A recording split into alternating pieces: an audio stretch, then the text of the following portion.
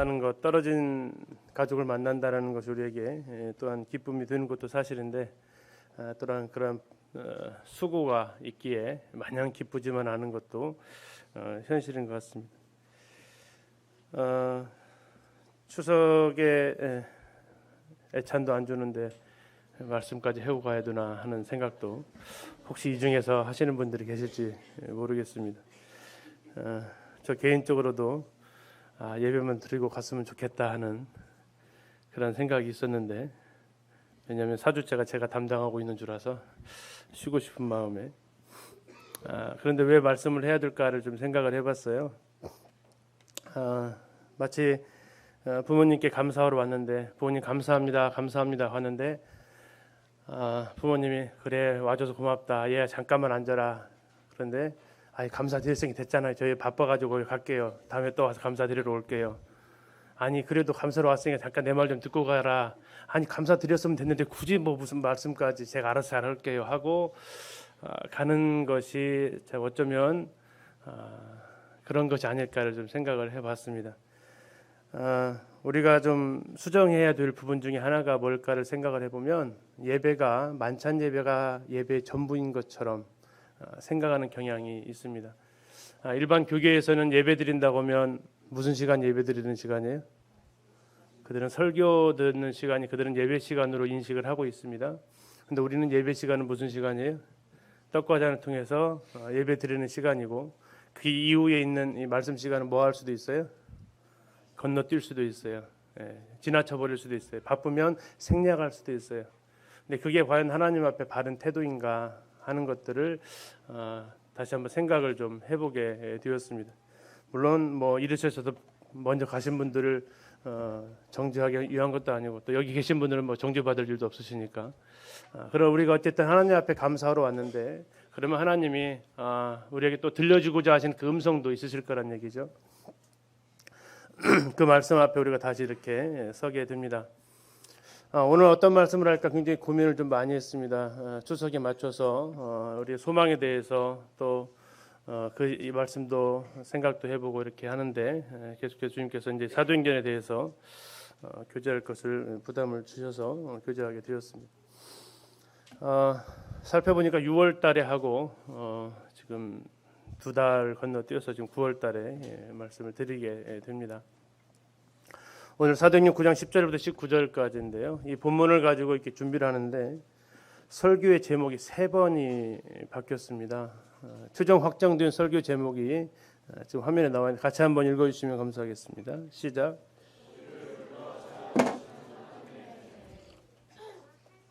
첫 번째 설교를 준비를 하면서 썼던 제목은 사람을 세우는 사람이었습니다. 사람을 세우는 사람. 그렇게 하는데 말씀을 쭉 보는데 말씀에서 말씀하고자 하시는 것이 그게 아닌 것을 생각하게 되었습니다. 그래서 주제를 4일 전에 바꿨습니다. 그때 바꿨던 제목은 주께서 사용하시는 사람이었습니다. 아나니아를 생각하면서 주께서 사용하신 아나니아에 대해서 생각을 좀 하게 됐습니다. 그러다가 엊그저께 금요일 날 다시 수정을 다시 했습니다. 자꾸 아나니아에 자꾸 집중을 하고 있는 제 모습을 봤습니다. 사도행전 9장에서 말씀하고자 하시는 것은 아나니아가 아니고 주님인데, 제가 자꾸 이 포인트를 아나니아한테 두고 있는 모습을 주님께서 생각하게 하시고, 그러면서 세 번째 주제가 이제 우리를 불러 사용하시는 하나님의 은혜라고 이렇게 붙여봤습니다. 우리를 구원하신 것은 은혜 맞나요? 하나님 우리를 구원하신 은혜 맞죠? 그렇습니다. 우리 하루의 삶도 하나님의 은혜 맞습니까? 그럼 우리에게 불러서 일을 시키는 건 하나님의 은혜가 맞나요? 진짜 맞나요? 안 하고 싶잖아요. 은혜라면서요. 근데 안 하고 싶잖아요. 피하고 싶잖아요. 누구 얘기가 아니고 제 얘기거든요. 지난번도 얘기했지만 장로 직분을 맡고 그 이후부터 뭐 초기에는 거의 매주 흔히 말하는 사표를 품고 다녔으니까요. 지금 정말 못하겠습니다. 정말 못하겠습니다. 지금은 나가냐? 지금도 안 그러거든요. 주님 왜 저는 안식년도 없어요, 주님. 주님 쉬고 싶은데요, 안 하고 싶은데요, 계속 해야 되나요? 하는 이런 것들이 중심에 있거든요. 또 뭐 교회학교 교사들, 부장교사들, 또 속으로 리더하는 분들하고 교제를 하다 보면 제 것이 전염이 되어져 갔는지 그분들도 또 해야 돼요, 내년에도 해야 돼요, 눈치 보여서 못 하겠어요, 뭐 심지어는 형님 눈치 보여서 그만둔다는 소리를 못 하겠어요, 뭐 이런 분들까지 참 이게 하나님이 나를 사용하시는 것이 과연 은혜일까, 은혜로 우리가 여기고 있는가. 말로는 은혜인데 정말 그것을 은혜로 생각하고 있는가를 생각해보는 시간이 되었습니다. 우리는 지난 시간에 정말 하나님의 은혜를 같이 보았습니다. 주인 중에 교수인 나를 향한 하나님의 은혜였습니다.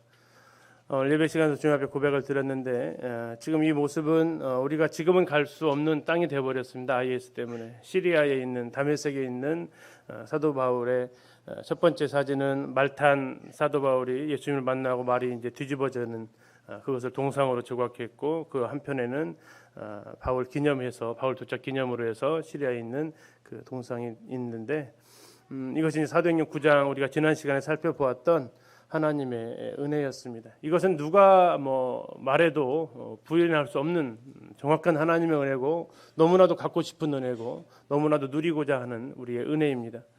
죄인 중에 교수인 사울을 부르시는 그 은혜, 죄인 중에 교수라고 그가 고백했던 것처럼 하나님의 교회를 박해했기 때문에, 그래서 하나님이 아니시면, 하나님이 그를 직접 부르지 않으면 그가 가던 길을 멈출 수 있는 사람이 아니었기에 하나님이 부르셨고, 해보다 더 밝은 빛이 그를 둘렀듯이 은혜 위에 은혜가 그를 둘러서 그를 엎드러지게 하고 그를 하나님 앞에 무릎 꿇게 하시는 하나님의 은혜를 보았습니다. 그리고 직접 사울에게 나타나셔서 하나님의 그 사랑을, 하나님의 그 계획을 들려주신 하나님의 은혜를 보게 됩니다. 성경에 보면 풍성한 은혜다라는 단어가 나옵니다. 풍성한 은혜. 은혜면 은혜지 뭐 풍성한 은혜. 근데 은혜로 구원받는 사람이 있고 풍성한 은혜만이 구원받는 사람이 있는 것 같습니다. 우리 성도님들은 은혜로 구원받았습니까? 풍성한 은혜로 구원받았습니까? 진짜 그렇습니까? 그걸 우리가 느끼고 있나요? 누가복음 7장에 보면 그 은혜와 풍성한 은혜가 나와 있어요. 여인이 주님 앞에 그 발에 기름을 붓지 않습니까? 그때 시몬이라는 사람은 발 씻을 물도 드리지 않았어요. 그때 예수님께서 비유로 얘기하십니다. 50데나리온 빚진 사람이 있고 500데나리온 빚진 사람이 있다. 근데 둘 다 탕감을 받았다. 누가 더 많이 그 탕감해 준 사람을 사랑하겠느냐? 50데나리온 탕감 받은 사람과 500데나리온 탕감 받은 누가 더 사랑하죠? 그래요. 어떤 사람은 50데나리온으로 자기가 탕감 받았다고 생각한 사람은 은혜로 구원받았다라고 할 겁니다. 왜? 50데나리온 탕감 받은 것도 은혜니까. 근데 나는 50데나리온이 아니라 500데나리온으로 하나님 나를 탕감해 주셨다고 한 사람은 무슨 은혜예요? 풍성한 은혜예요. 그래서 하나님 예수님께서 그 비유의 마지막 이야기를 이렇게 하십니다. 많이 사함을 받은 자는 많이 사랑한다. 우리가 풍성한 은혜를 우리가 소유하고 경험했다면 하나님을 더 많이 풍성한 그 은혜 가운데 찬양하고 사랑할 수 있습니다.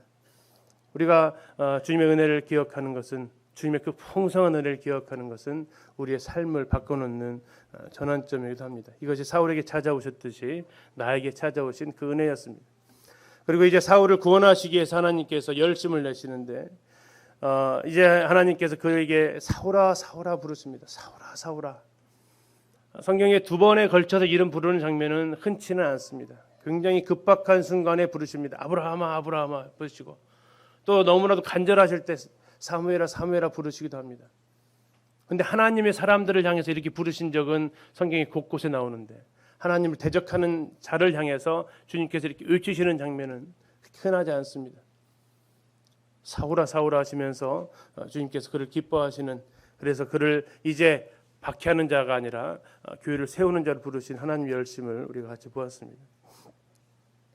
이것도 시리아에 있는 그 곳입니다. 여기에 가보면 그 아나니아 기념교회가 있는데요. 아나니아 기념교회 세 가지, 저 안에 보면 세 가지 이 벽화 부조가 작품이 있습니다.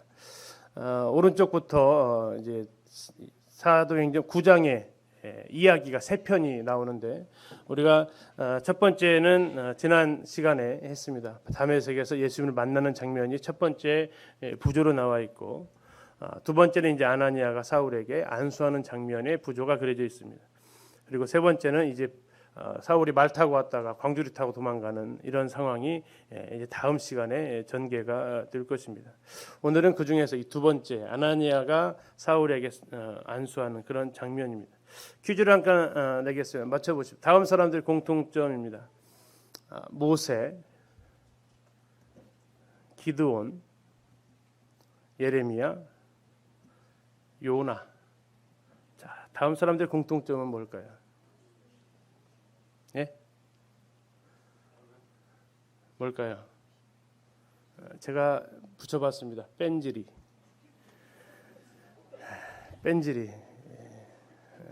지금 날아가면 혼날 것 같긴 하지만 어쨌든 성경에 나와 있습니다. 뺀질이의 모습으로. 왜 뺀질이라고 이름을 붙였을까요? 한 번에 이해를 안 한 사람들입니다. 모세 불렀더니 모세는 뭐라고 합니까? 저 말 못해요. 저 말 못해요. 하나님. 보낼 만한 자를 보내주세요. 왜 저를 그렇게 갖고 하세요? 저 말 못해요. 기도는 어떻게 했습니까? 저 우리 지파요 가장 작은 지파고요. 또 우리 가족이 가장 작은 가족. 저는요 우리 가족 중에 제일로 작은 애예요. 저 못해요. 예레미야는 어떻게 하십니까? 주님 저 아이예요. 지금 말할 줄 몰라요. 주님 저 아이예요. 요나는 어떻게 합니까? 도망가 버려요 그냥 아예. 하나 더 만들려고 그랬어요. 하나 네모칸 하나 더 만들고 하나 더 써놓으려고 했어요. 뭐라고 써놓으려고 했을 것 같아요? 송영길 써놓으려고 했어요. 벤지리 5 해가지고. 하나님께서 우리에게 어떤 것들을 부탁하고 명하실 때 나는 바로 그 자리에서 이해하는가 하는 것이었습니다. 처음에도 말씀드렸지만 나는 정말 하나님께 쓰임 받고 싶냐라는 겁니다. 나는 하나님께 쓰임 받고 싶다. 물음표입니까? 느낌표입니까? 나는 정말 하나님 앞에 쓰임 받고 싶다. 좀 더 쉽게 말씀드릴까요? 쓰임 받은 이야기를 듣고 싶으세요? 쓰임 받은 이야기를 하고 싶으세요? 좀 어렵나요 질문이요? 수요일에 간증이 없는 이유는 뭘까요? 쓰임 받은 이야기를 하고 싶은 거예요? 듣고 싶은 거예요? 듣고는 싶은데 누구는 없어요? 할 사람이 없어요. 왜 그럴까를 생각해 봅니다. 우리 자매님들 그쵸? 여기 간증을 안 하시나 모르겠어요. 그쵸? 근데 자매님들 모일 땐 간증 잘 하세요? 잘 하세요? 네. 형제님들 반성하셔야 될 것 같은데요. 잘 하신다는데. 나는 과연 하나님께 쓰임 받고 싶은가 하는 겁니다. 나는 과연 하나님 앞에 쓰임 받고 싶은가? 정말 그런가? 우리 청년들 되면 이제 아마 대학교 졸업하면서 취업 걱정이 있을 겁니다. 그렇죠? 어디로 내가 가서 직장 생활을 할 것인가에 대한 그 걱정들이 있을 거예요. 그리고 그 직장에서 요구하는 것들에 대해서 자격증도 갖고 흔히 말하는 스펙을 쌓고 준비를 해 나갈 겁니다. 왜요? 취업하고 싶어서. 직장에 들어가고 싶어서. 근데 문제는 뭡니까? 교회 안에서 쓰임 받고 싶어서는 뭘 준비하고 있느냐 이거죠. 주님 앞에 쓰임 받기 위해서는 나는 과연 어떠한 것들을 하고 어떠한 것 자체가 아니고 그런 마음이 있냐 이거예요. 직장에 들어가고 싶으니까 거기에서 요구하는 것들에 대해서 준비하는 마음이 있습니다. 근데 주님 앞에 쓰임 받고 싶어하는 그 마음이 있지 않으면 우리는 아무것도 행동을 취하지 않을 겁니다. 더 나아가서 우리 부모님들도 우리 자녀들이 30살 넘어갈 때까지 흔히 말하는 백수로 존재한다면 근심이 되죠. 그런데 우리 자녀들이 30살이 넘을 때까지 교회 안에서 하는 일이 없으면 그것이 근심이 또한 동일하게 되실 것입니다. 그런데 더 큰 근심이 되어야 할 것입니다. 왜요? 하나님의 그 은혜로 구원받았는데, 하나님의 그 풍성한 은혜로 구원받았는데 하나님 앞에 우리가 살지 못하는 그 안타까움 때문에 하나님께서 나를 불러 쓰시겠다고 하시면 어떠실 것 같으세요? 오늘 차 속에서 운전하시다가 이름을 부르십니다. 동아야, 동아야 이렇게 부르시면 어떻게 내가 거기에 대해서 응답을 할까요?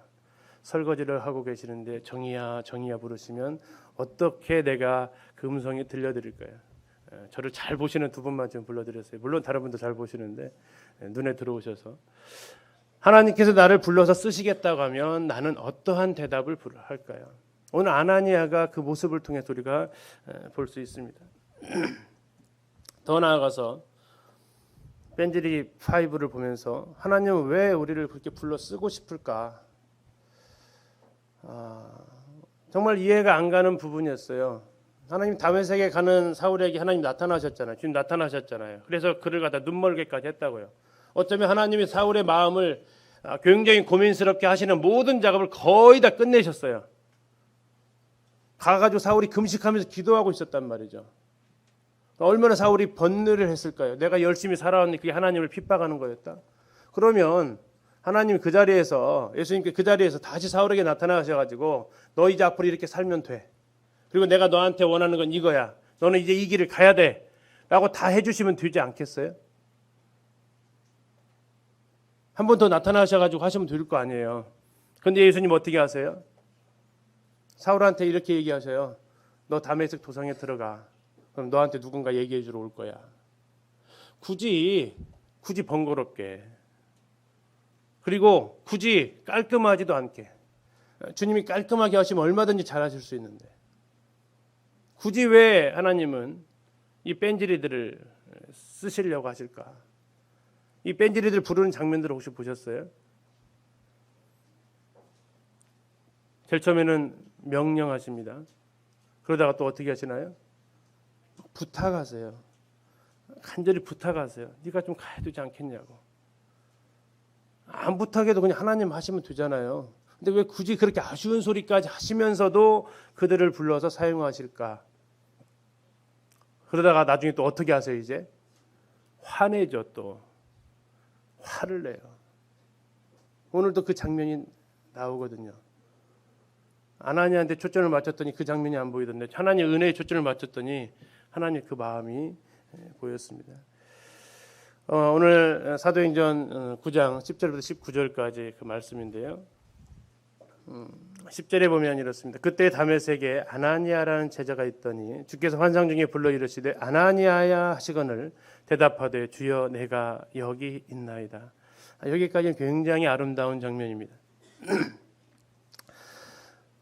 그때에라는 단어로 사용하고 있습니다. 그때에. 이건 마치 텔레비전 영화나 드라마를 보시면 한창 이야기가 진행되다가 갑자기 장면이 바뀌죠. 이야기를 나오다가 다른 장면으로 길거리에다 갑자기 방 안으로 장면이 바뀌듯이 예수님께서 바울에게 나타났던 그 장면에 이어서 이제 카메라가 돌아갑니다. 누구한테로 돌아가요? 아나니아가 있는 다메섹, 그 아나니아가 있는 곳으로 카메라가 돌아갑니다. 그때의 다메섹의 아나니아라는 누구라고 얘기합니까? 소개를. 아나니아가 누구래요? 제자래요. 아나니아를 가리켜서 제자래요. 굉장히 좋은 칭호입니다. 제가 초등학교에서 아이들을 벌써 가르친 아이들이 한 600여 명 가까이 돼요. 그 중에 제자가 몇 명일까요? 얼마나 행복한 대답인 600명. 솔직히 말하면 없어요. 제자는 어떠한 사람이 제자입니까? 배우는 사람이 제자인가요? 아니요. 학생은 600명 돼요. 근데 제자는 뭐예요? 스승과 같은 길을 가는 사람이 제자입니다. 스승과 같은 길을 걸을 수 있는 사람이 제자라고 얘기를 하죠. 스승에게서 직접 전수받은 그것 자체가 제자의 삶이 아니고 스승의 그 길을 이어갈 수 있는 사람이 제자라고 우리가 부르게 된다는 것입니다. 제자이십니까? 우리는 제자가 되기를 소원합니다. 중요한 것은 이 제자는 어떠한 사람이냐 하는 거죠. 제자는 그 주님의 음성을 들을 줄 알아야 됩니다. 아나니아라는 제자가 있더니 주께서 환상 중에 부르십니다. 아나니아야 하십니다. 그때 그가 어떻게 대답합니까? 주여 내가 여기 있나이다. 자, 사울을 부르실 때는 어떻게 하셨죠? 사울아 사울아 했더니 사울이 뭐라고 그래요? 주여 내가 여기 있나이다. 혹시 이렇게 얘기했나요? 주여 누구십니까? 라고 하죠. 왜? 이 사울하고 아나니아의 차이점은 뭐예요? 사울은 제자가 아니었고요. 아나니아는 제자였어요. 제자는 누구의 음성을 들을 줄 알아요? 주의 음성을 들을 줄 알아요. 주의 음성을 들을 줄 아는 게 제자예요. 사울은 제자가 아니었기 때문에 오히려 묻죠. 주님 누구십니까? 오늘날 우리에게 주님께 음성을 들려주십니다. 그리고 그것이 주님의 음성으로 내가 들리십니까? 나는 오늘 또 주의 음성을 내가 들었습니까? 나는 살아가면서 주님의 음성을 듣고 살아가고 있는가 하는 것이죠.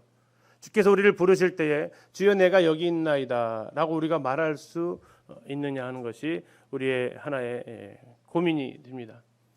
제자는 주님의 음성을 들을 줄 아는 사람입니다. 주님이 나를 부르시는 그 음성을 들을 수 있는 사람입니다.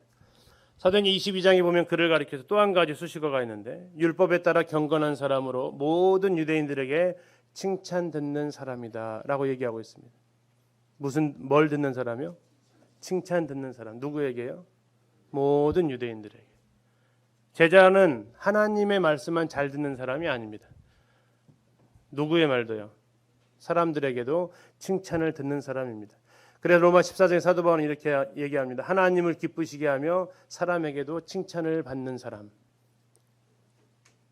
사도 바울이 디모데를 불렀을 때에 루스드라의 형제들로부터 칭찬 듣는 사람 디모데를 택합니다.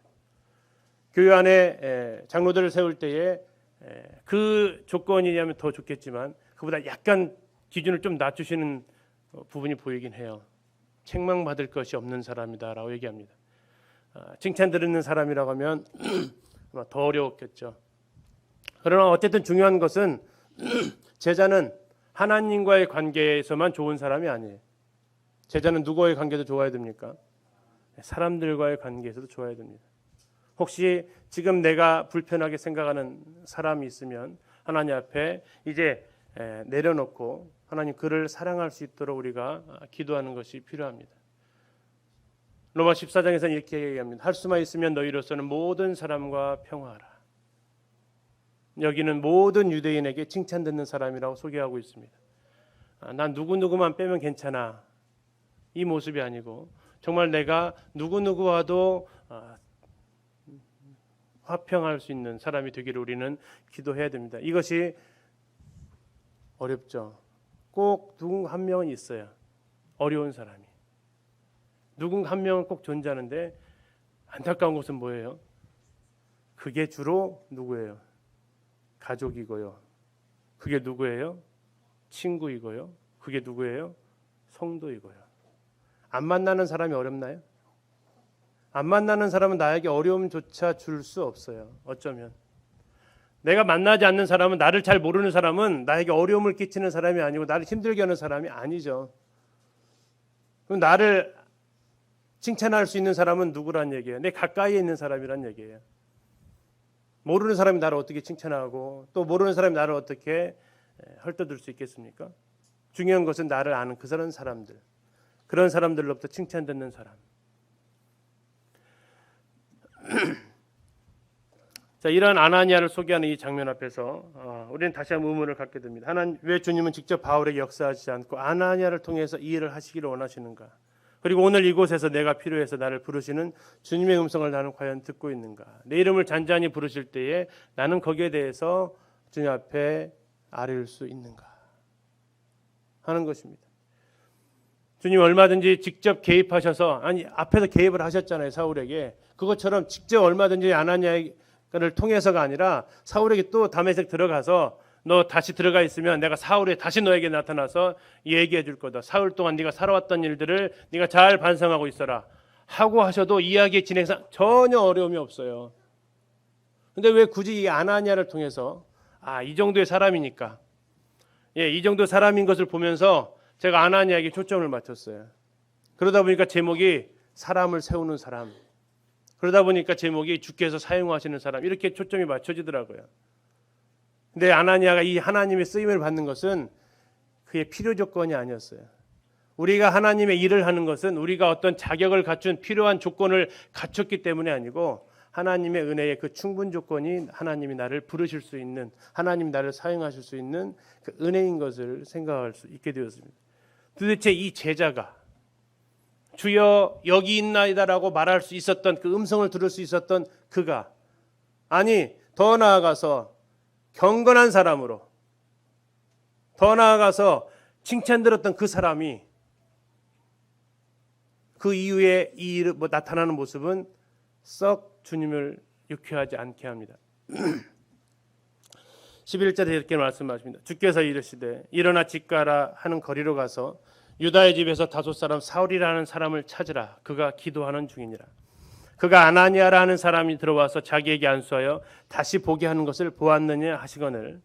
13절 아나니아가 대답하되 주여 이 사람에 대하여 내가 여러 사람에게 들었사온즉 그가 예루살렘에서 주의 성도에게 적지 않은 해를 끼쳤다 하더니 여기서도 주의 이름을 부르는 모든 사람을 결박할 권한을 대제사장들에게서 받았나이다 하거늘. 한번 13절 한번 다시 한번 보실래요? 주님께서 뭐라고 하셨습니까? 세 가지 명령을 하세요. 일어나라. 두 번째는요. 가라. 세 번째는요. 사울을 찾아라 라고 하십니다. 세 가지 명령을 하세요. 그리고 왜 그렇게 하는지 그 이유를 얘기하십니다. 12절에 그가 사울이 아나니아라 하는 사람이 들어와서 자기 자신에게 안수해서 사울이 다시 보게 하는 것을 이미 보았다라는 것입니다. 자, 이때 아나니아에게 순종해야 될 이유를 하나님께서 주님께서 아주 친절하게 얘기하세요. 근데 뭐라고 얘기하세요? 그가 아나니아라 하는 사람이 들어와서 얘기하십니다. 차라리 그가 누군가 와서 너에게 안수할 거다라고 했으면 부담이 좀 덜했을 거예요. 근데 뭐라고 하세요? 이름을 콕 집어서 얘기해요. 야, 분명히 너한테 아나니아라는 사람이 갈 거야. 그리고 그 사람이 너한테 가서 뭐 한다고요? 너에게 안수해 줄 거야. 그가 안수하면 어떤 일이 벌어진다고요? 네가 다시 볼 거야 라는 거예요. 그리고 이미 이건 하나님이 다 뭐 하신 거예요? 계획하시고 이미 다 하셨던 일들이에요. 그러면 아나니아에게 선택권이 있어요, 없어요? 없거든요. 왜요? 이것은 그냥 명령이에요. 가라 이거예요. 가라. 그리고 12절을 얘기해줘도 돼요? 안 해줘도 돼요? 안 해줘도 돼요. 명령은 그래요. 명령은. 여기 군대 갔다 오신 분, 제가 안 갔다 와서 잘 모르지만 그래도 들은 것은 있어요. 군대는요, 뭐에 살고 뭐에 죽어요? 명령에 살고 명령에 죽어요. 명령 내릴 때 그 상황 다 설명해주고 명령 내리나요? 안 하잖아요. 그러면 이 흔히 말하는 그 일반 병사들은 어떻게 해야 돼요? 이유를 묻고 대답해야 돼요. 그냥 하는 거예요? 그냥 하는 거예요. 주님이 아나니아한테 죄송합니다. 과도한 친절을 베푸셨어요. 그냥 11절로 끝나도 돼요. 근데 12절 왜 네가 가야 되는지 얘기를 해주세요. 네가 가야만 내가 사울에게 얘기했던 것과 일치가 돼. 그러니까 네가 가야 돼.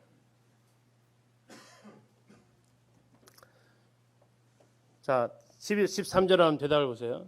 아나니아가 대답하되 주여 이 사람에 대하여 내가 여러 사람에게 듣사온즉 그가 예루살렘에서 주의 성도에게 적지 않은 해를 끼쳤다 하더니 여기서도 주의 이름을 부르는 모든 사람을 결박할 권한을 대제사장들에게서 받았나이다 하거늘. 가겠다는 거예요, 안 가겠다는 거예요? 잘 들어보세요. 가겠다는 거예요, 안 가겠다는 거예요? 아직 뉘앙스가 안 오세요? 주님, 말은 주님이라고 해요, 그죠? 그럼 뭐 해야 돼요? 주여 했으면 뭐 해야 돼요? 가겠습니다 하면 끝나잖아요. 왜? 주님이니까. 주여 하면 가겠습니다 하면 끝나는데 무슨 얘기를 하고 싶었던 거예요? 그건 아니잖아요, 주님. 제가 생각하는데 제가 듣고 있는 정보로는 제가 알고 있는 제가 이미 여러 사람들로부터 정보 수집 다 했거든요, 주님. 주님이 잠깐 뭘 잘 모르시는 것 같은데 그 사람은 그럴 사람이 아니거든요, 주님. 근데 말은 꼭 주님 해요. 어찌 나를 닮았는지 모르겠어요. 우리도 얼마나 주님 많이 합니까? 기도하면서도 주님 찬양하면서도 주님 많이 하잖아요. 근데 뒤에 말은 뭐예요? 주님이 아니에요. 앞에 주여라고 했는데 그 뒤에 따라붙는 단어가 잘못됐다고요. 주여 했으면 뭐가 따라붙어야 돼요? 예, 알겠습니다 가야 돼요. 그러면 저 13절이 저렇게 안 길어도 되잖아요. 13절, 14절 저렇게 안 길어도 된다고요. 주여 알겠습니다. 근데 주여라고 불러놓고 그 뒤에 뭐가 붙어요? 구구절절한 변명. 그 변명은 타당해요? 억지예요? 우리가 생각하기에 지금 저것은 어때요?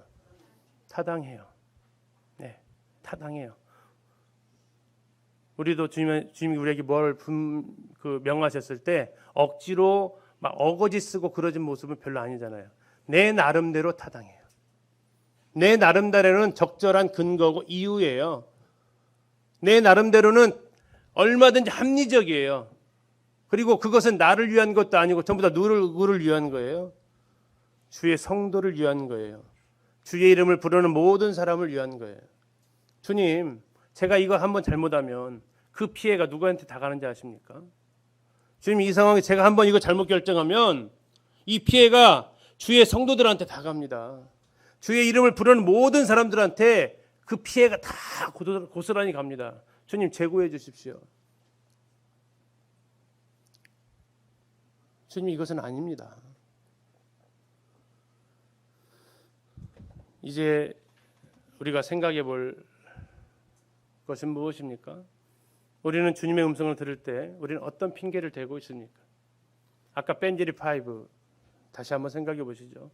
모세는 무슨 변명을 냈습니까? 말할 줄 모른대요. 기드온은 무슨 변명을 냈습니까? 나는 너무 작은 사람이래요. 예레미야는요, 나는 아이래요. 요나는요, 그 담의 세계, 그 포악함을 보시라는 거예요. 타당합니까? 억지 변명입니까? 어쩌면 타당하잖아요. 어쩌면 타당하잖아요. 누구 입장에서? 자기 입장에서.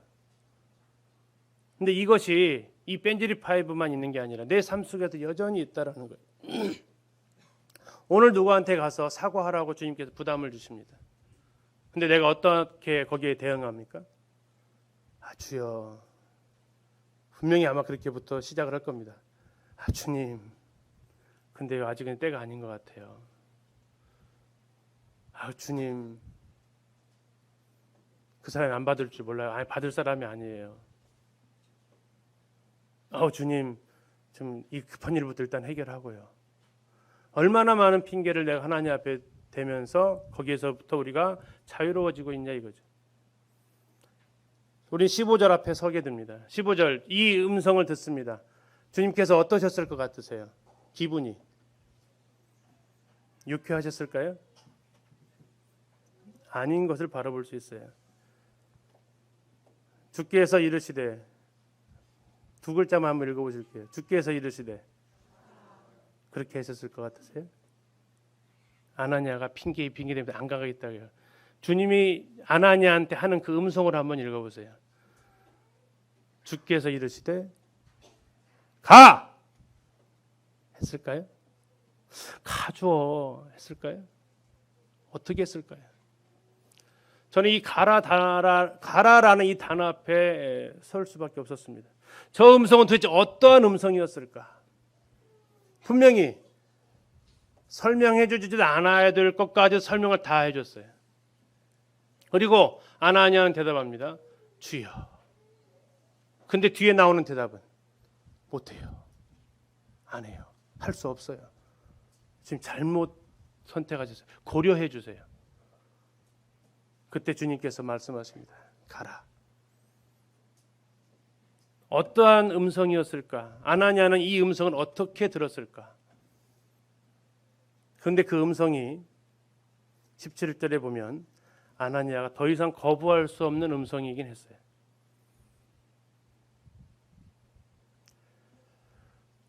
분명한 것은 한 가지는 이런 것 같습니다. 굉장히 단호하셨을 것 같아요. 저 가라라는 저 음성은 주님께서 분을 내셨을지 아니면 정말 더 화났을 때, 제 개인적으로인데 정말 화나면 소리를 쫙 깔거든요. 가라 이러거든요. 아이들한테 그만해. 처음에 이제 말 안 들을 때 야 조용히 좀 해 하다가 그만하자 이렇게 말을 쫙 까는데 주님도 가라 이렇게 하셨을까? 근데 어쨌든 여기에서는 주님께서 굉장히 단호하게 대답을 하신 것 같습니다. 가라. 이 사람은 내 이름을 이방인과 임금들과 이스라엘 자손들에게 전하기 위해 택한 나의 그릇이라. 그가 내 이름을 위하여 얼마나 고난을 받아야 할 것을 내가 그에게 보이리라. 근데 이 뒷부분을 보면요, 막 엄하게 가라 하신 것 같지도 않아요. 이 뒷부분을 보면서 슬픈 건 눈물이 약간 있었습니다. 왜 그랬냐면요, 사정하고 계세요. 주님이 아나니아한테 사정하고 계세요. 사정하고. 네가 가야만 한다고. 그리고 네가 가면 내가 모든 거 다 해놓게. 내가 다시 그에게 다시 전에는 네가 와가지고 안수하면 눈 뜬다는 거 보여줬는데 네가 가면 내가 다시 그에게 내 이름을 위해서 네가 고난받아야 될 것까지 내가 다 얘기해 줄게. 내가 그에게 보이리라 했어요. 보이리라. 지금 이건 하신 거예요? 안 하신 거예요? 이건 안 하신 거예요. 앞에서 나와 있던 그 말씀은 이미 하셨던 거예요. 이건 사울에게 직접 우리가 9장에서 앞부분에서 나와 있거든요. 누군가 너에게 그걸 이를 자가 있다. 하시면 하나님께서 찾았던 사람이 아나니아를 지목을 하세요. 이건 하셨던 거예요. 근데 거기에 대해서 아나니아가 이해하지 않아요. 주님 알겠습니다 하잖아요. 주님 그 불가능한 두 가지 이유를 대면서 변명해요. 이때 예수님께서 뭐라고 하세요? 가. 그리고 내가 다시 한번 그에게 나타나서 네가 이 부분들은 내가 미리 다 작업을 해놓을 테니까 가. 이 사람은 내가 특별히 선택한 나의 그릇이야. 가라. 그리고 아나니아가 떠나서 그 집에 들어가서 그에게 안수를 합니다. 주님의 명령입니다. 가라요. 가라. 그리고 주님께서 먼저 행하시겠다는 것입니다. 주님 그분이 먼저 누구를 만나셨어요? 사울을 만나셨어요. 그리고 주님이 먼저 만나셨던 그 사람, 그 사울을 주님께서 먼저 만나셨던 그 사울을 이제 아나니아 보고 만나러 가라는 거예요. 주님은 항상 나를 따르라 하시는 분이죠. 내가 그를 만났다. 또 만나러 갈 거야. 그러니까 너도 가. 주님 우리 앞서서 행하시는 분이에요. 그리고 이제 17절에 아나니아가 떠나서 그 집에 들어가서 사울에게 안수를 합니다. 자신의 말씀을 듣고 생각을 버리고 순종하는 모습을 볼 수 있습니다. 이 시간 두 단어를 생각을 해보려고 합니다. 하나는 순종과 복종입니다. 순종과 복종의 차이점이 뭘까요? 이렇게 정리를 해봅니다. 순종은요, 순종 형제 왔네. 자기 이름 뜻 알죠? 순종은요, 설명되어진 명령입니다. 복종은요, 설명되어지지 않은 명령이에요. 근데 결과는 어떻게 해야 돼요? 순종 그러면 설명되어진 명령인데 그 설명이 나한테 납득이 안 가요. 그럼 해야 돼요, 안 해야 돼요? 아니, 해야 돼요, 안 할 수도 있어요. 안 할 수 없어요. 이게 순종이에요. 순종은요, 내가 이해를 못해도 근데 하나님께서 나에게 친절을 베푸셔서 뭐를 하세요? 설명을 해주세요. 왜 그래야 되는지에 대해서 나한테 얘기를 해주세요.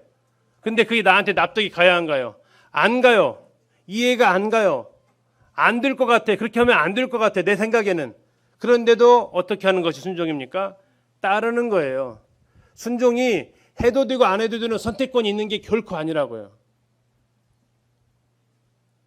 차이점은 뭐냐면 설명되어졌느냐 되어지지 않았냐는 거예요. 어느 순간 주님 우리에게 설명해 주실 때도 있어요. 또 어느 순간 하나님 우리에게 설명 안 해 주실 때도 있어요. 공통점은 뭡니까? 따르는 겁니다. 이해가 되어지든 되어지지 않든. 그래서 더 고차원적인 주님의 제자들의 특징은 복종입니다. 설명되어지지 않아도, 이해되어지지 않아도, 이해할 수 없어도, 아니 설명해 주시지 않아도 따를 수 있는 게 제자예요. 근데 우리에게 안타까운 사실은 뭡니까? 설명까지 다 해줘도 선택의 권한은 누가 갖고 있어요? 내가 갖고 있다라는 거예요. 아니요, 그건 순종 자체가 아니에요. 그래서 우리는 그 앞에다가 아니 불자를 붙입니다. 불순종이라. 불순종은요 더 큰 책임이 따라요. 왜 더 큰 책임이 따릅니까? 설명까지 해주셨기 때문에 그래요. 나에게 이유까지도 얘기해 주셨기 때문에 거기에 불복하는 것은 더 큰 책임이 나에게 따라온다고요. 와, 하나님께서 나에게 친절하게 설명해 주셔서 감사하다고요? 아니요, 거기에 만약에 불복하면 하나님 더 큰 책임을 물으시는 거예요. 우리는 아나니아 이 모습을 통해서 우리의 모습을, 아니 저의 모습을 바라보게 됩니다. 근데 놀라운 것은 아나니아는 나보다 낫다라는 거였어요. 그래서 뺀질이 5에서 이름을 뺐어요. 저보다 낫더라고. 왜 나았을까요? 그는 한 번만 주님 앞에 변명했어요. 만약에 17절에서 아나니아가 주여 다시 한번 주여 아마 이런 이유 때문에 제가 거기를 한 번도 안 가본 거리라서 주여 제가 이게 처음 만나는 사람이 좀 어려워서 뭔 다른 핑계를 그는 전혀 대질 않았어요. 근데 제 삶에서 봤더니요. 누군가를 가져가서 만나서 전화를 하라고 해요. 예를 들어서 그러면 이제 핑계를 대죠. 지금 시간 보니까 벌써 저녁 10시인데요. 뭐 했어요? 일단 주여 하면서 핑계를 딱 댔어요. 그래도 걱정 마. 이미 내가 안 자게 딱 해놨으니까 전화해도 돼. 그러면 이제 어떻게 하면 돼요? 17절 전화하니라 하면 되거든요. 그 다음 우리는 보통 어떻게 해 근데 주님 양치하고 하겠습니다. 뭐 핑계대고 주님 잠깐 하던 일 마무리하고 하겠습니다. 하고 또 핑계대. 아나니아는 핑계가 일회성이었어요. 근데 제 자신을 바라보니까 핑계가 여러 차례고 다양해. 그래서 아나니아는 뺀질에서 빼드렸어요. 제가 그 뺀질이었어요. 주님 앞에 얼마나 많이 주님께 설명을 해줘. 그는 지금 위로가 필요해. 함에도 불구하고 그는 지금 누군가 손잡아 줄 사람이 필요해. 그에게는 이제 복음을 들을 준비가 되어 있어. 그 마음이 지금 낮아져 있어. 그러한 음성이 들림에도 불구하고 우리는 주여 주여 정말 말라기에서 그 주님의 탄식 혹시 들으십니까?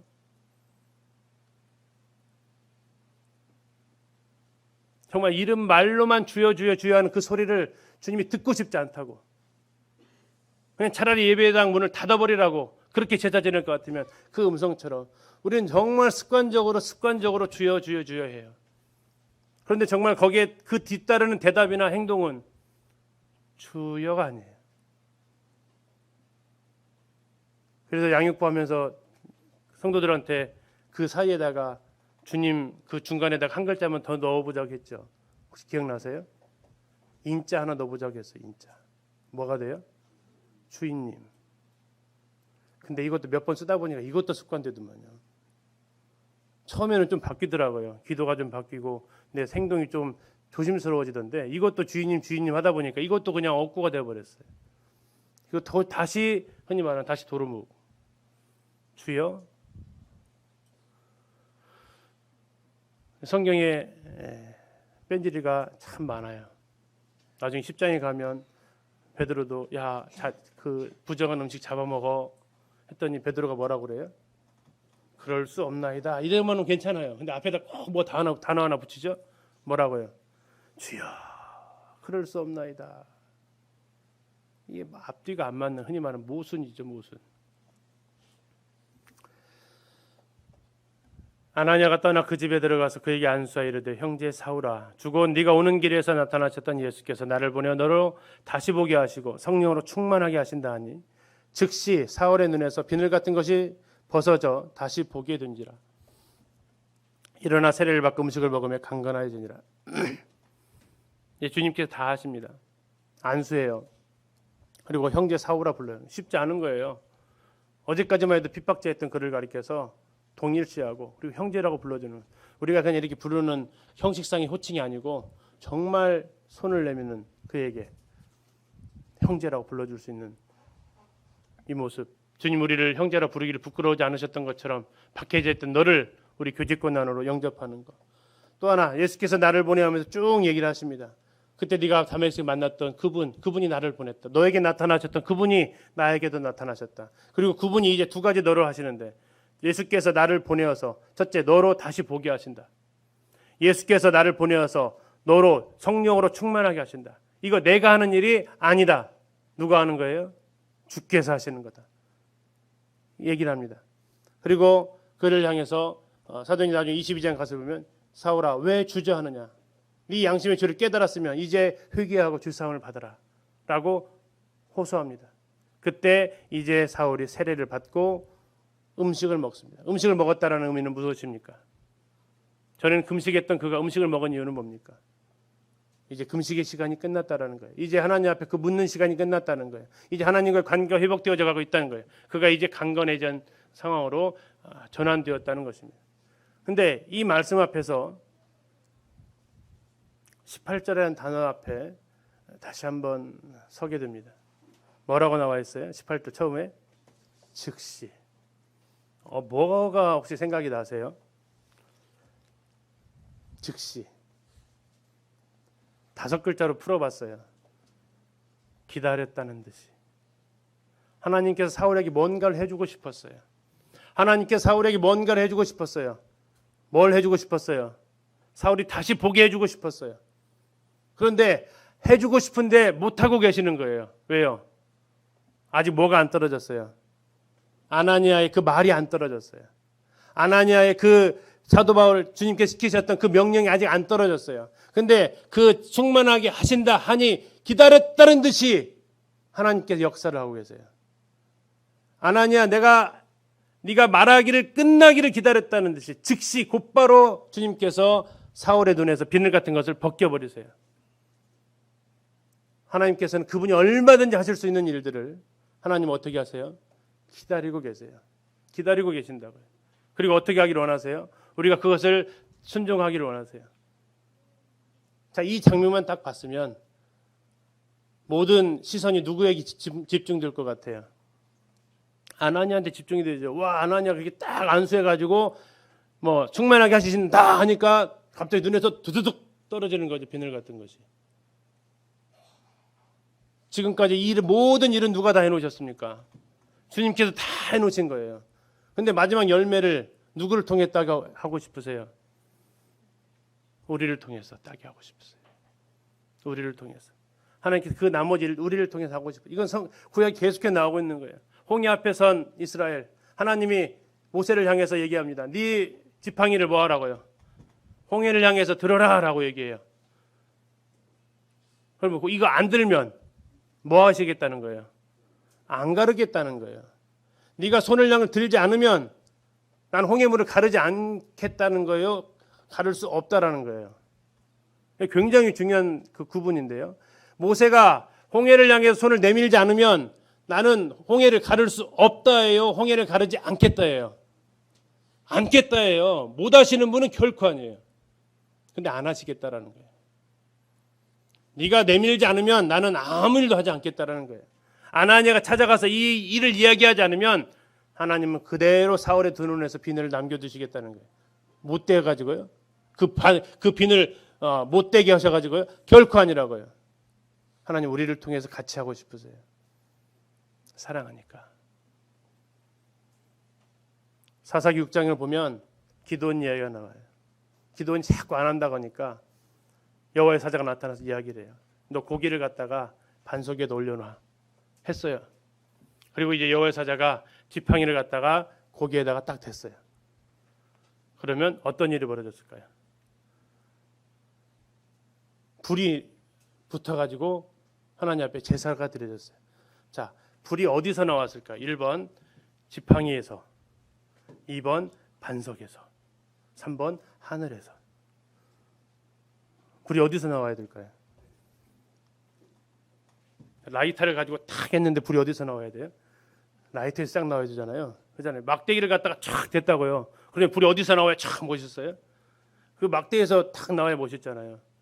근데요, 반석 어디서 나와요? 반석에서 나와요. 제가 함정을 봤어요. 하늘에서 불이 나오지 않고 반석에서 나와요. 뭘 기다린 거예요? 반석은요, 지팡이를 내밀길 기다린 거예요. 다시 1번 지팡이를 내밀지 않으면 불이 나올 수 없다. 2번 지팡이를 내밀지 않으면 불이 나오지 않게 한다. 못하는 거예요? 안 하시는 거예요? 안 하시는 거예요. 하나님 우리와 함께 하고 싶으신 거예요. 함께 공유하시고 싶으신 거예요. 주님께서 우리를 향해서 하셨던 말씀입니다. 요한복음 4장 37절에 내가 너희를 추수하는 곳으로 보낸다. 휘어져 추수하게 되었다. 그러면서 주님 말씀하세요. 너희로 노력하지 아니한 것을 거두러 보냈다. 다 해놓은 거예요. 주님이 다 해놓고 우리한테 마음을 주시는 거죠. 가서 이 말만 가서 좀 해봐. 가서 네가 이렇게 손 한 번만 잡아줘봐. 가서 네가 그냥 밥 한 번만 사줘봐. 나머지는 내가 다 해놓게. 그러면서 우리를 향해서 부르시는 거예요. 뭐라고 불러요? 우리 이름을 한번 스스로 한번 부르실까요? 시작. 영기라 영기라 부르세요. 내가 다 해놨거든. 너네 이제 그것만 잠깐 해줘. 근데 네가 그거 안 해도 난 할 수 있거든. 근데 나는 네가 안 하면 안 할 거야. 왜? 나는 이 일을 해결하기 위한 목적이 아니야. 너를 위해서 네가 누구인지, 내가 누구인지 이 일을 통해서 너에게 알려주고 싶은 거야. 주님 우리를 일하기 위해서 부르십니다. 부르지 않으십니다. 주님 우리를 일시키려고 부르지 않으세요. 장로가 됐든 집사가 됐든 속으로 리더가 되든 교회학교 부장교사든 어떤 일을 하든 주님 우리를 일시키려고 부르지 않으세요. 왜 부르세요? 왜 우리를 불러 사용하기 원하세요?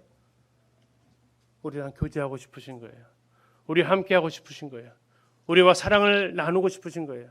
사랑하는 사람은 공통 분모가 많아요. 왜? 함께한 시간들이 많기에, 함께한 일들이 많기에.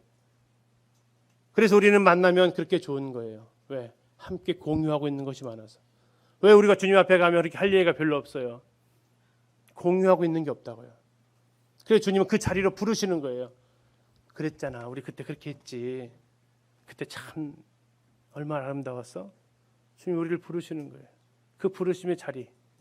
이것은 하나님의 은혜예요. 하나님 다메섹의 그 많은 사람들 중에서 우리는 얘기합니다. 왜 하필 나예요? 아나니아가 그랬겠죠. 왜 하필 나예요? 그게 아니고 주님 저를 불러주셔서 주님 감사합니다. 디모데전서 1장 12절에 사도 바울은 자기를 구원해 주시고 자기를 사용하신 하나님을 향해 고백을 합니다. 나를 충성되이 여겨 직분을 주셨습니다. 나를 충성되이 여겨서 나에게 직분을 주셨습니다. 왜 하필 내가 아니에요? 그 많은 사람이 있음에도 나를 부르시는 것이 하나님의 은혜임을 믿습니다. 그리고 그 부르심의 자리에서 그리고 그 부르심의 현장에서 우리 하루하루 살아가기를 원합니다. 이 추석 명절 기간에 하나님 우리의 마음 가운데 어떤 음성을 들려주실 수 있습니다. 이 시간에 홀로 되어져 있는 분들을 향해서 그분들에게 네가 전화라도 드려야 되지 않겠니? 그분들을 네가 찾아가서 얼굴이라도 한번 손이라도 한번 잡아드려야 되지 않겠니? 혼자서 신앙생활하는 그 지체들 가정에서 얼마나 힘들겠니? 따로 불러서 교제라도 해보면 좋지 않겠니? 주님 우리 가운데 우리 심령 가운데 음성을 주실 거예요. 그 음성 앞에 우리가 주여 가족들 아직도 많이 남아있어요.